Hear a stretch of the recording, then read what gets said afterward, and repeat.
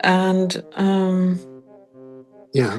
at the same time, I also want to come back to what you said about our bodies being vehicles and cars we can, leave behind and then get a new one.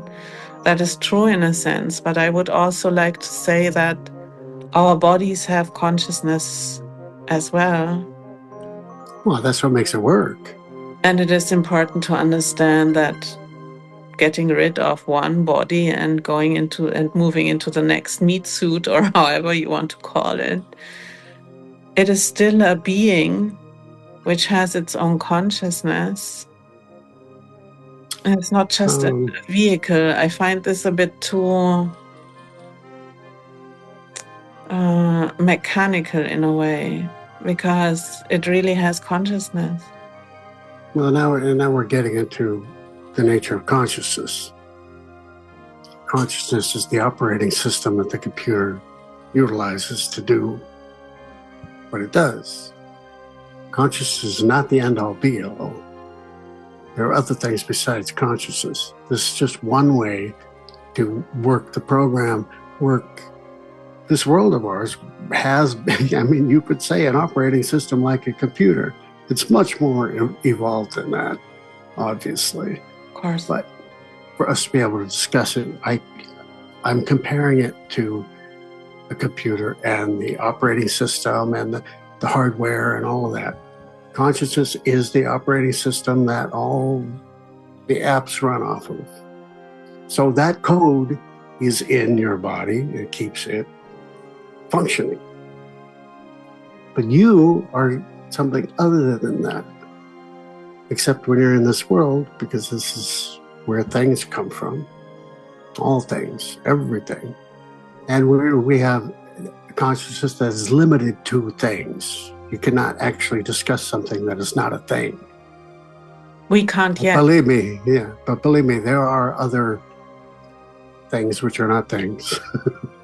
On the other side of all of this, consciousness controls, everything's run off consciousness. So you are right, but the big you is beyond consciousness.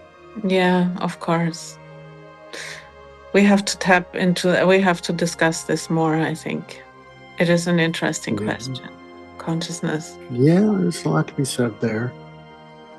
Yeah, so I'm coming from that standpoint that you are greater than your own consciousness. So don't worry about it. And you can take your body with you as we progress into, higher frequencies and other dimensions. You will be able to take your body with you if you want. You can alter it, you can change it. You take it with you. It'll function much more efficiently than it does now. Or you could choose to just get another one. I mean, some accident befalls you and this one, stops working. This is also you easily get another one. And you can have it look exactly like the one you have now if you want. This is also an interesting discussion, because there is the idea that this experiment has never been done before, moving up from 3D to 5D. So in a way, it is contradictory to what I said earlier when I mentioned that we have been doing this many times.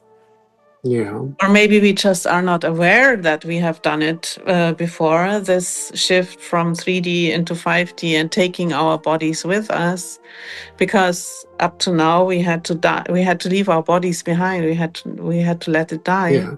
So is this really the first time this is being achieved? Well, it was tried many times. I think in Atlantean times we have been tampering with this a lot, and it went terribly wrong. And now we hear all the time. Now we are in a position to try this experiment again. And many say it will succeed this time. Others say, well, it's an experiment. We don't know the outcome. So there are so many ideas floating around that concept. And I agree with you. We're still trapped we have woken up to some degree, but well, I have woken up to some degree, but I have not woken up entirely. Yeah. So this is really a question. Waking up within a matrix, working within a matrix, and still trying to connect to the consciousness beyond is really something that that is quite challenging. Well, yes, what's happening now is brand new, and nobody knows the exact outcome. It's never been tried before. Yeah. Other things have been tried, but they didn't work. Our world was infiltrated by an outsider from another universe that's been trying to take over and figured out ways to do things that none of the designers of this world saw coming. Never thought it was possible.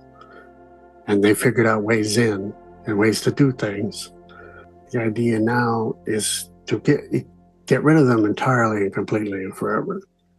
And in order to do that, everybody on Earth is going to have to go 4D, 5D, 6D, whatever, so that 3D can be closed for maintenance, and all those, portals and mouse holes and nasty creatures can be eliminated and repaired so that they can never get back in. And then people can come back to 3D Earth and have a good time and do what it was intended.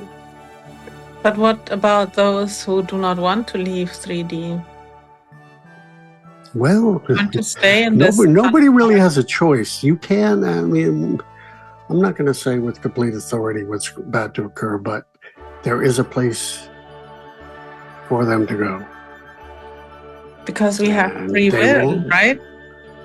Well, you have free will, but then again, you don't remember that you have free will, so what are you doing with it? But this is manipulation. This is exactly. This is all manipulation. This is the problem. We have to get rid of these machinations so that you can come here and have the experience that this place is intended to be. And this is one of the greatest achievements in the entire universe. We've been taught to believe that, it's like we're ascending like a ladder and we're at the lowest rung. No, it's the opposite.